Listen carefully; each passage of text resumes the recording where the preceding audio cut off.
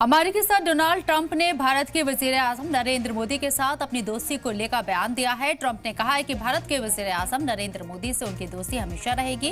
Trump ने कहा है कि वो हमेशा मोदी के दोस्त रहेंगे। ट्रंप ने कहा कि भारत और अमेरिका के रिश्ते बहुत खास है। ट्रंप ने ये भी कहा कि मोदी एक बेहतरीन वजीर-ए-आजम है, लेकिन जो वो इस वक्त कर रहे हैं वो उन्हें पसंद नहीं है। ट्रंप ने कहा है कि इसमें फिक्र की कोई बात नहीं है, बस कभी कभी ऐसे पल आ जाते हैं।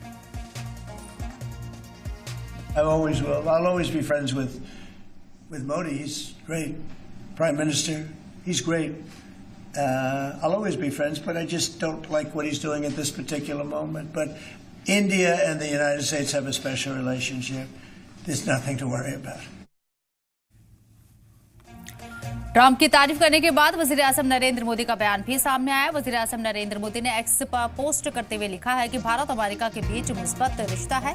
सदर ट्रंप के जज्बात का एहतराम करता हूं। पीएम मोदी ने ट्रंप का शुक्रिया अदा किया।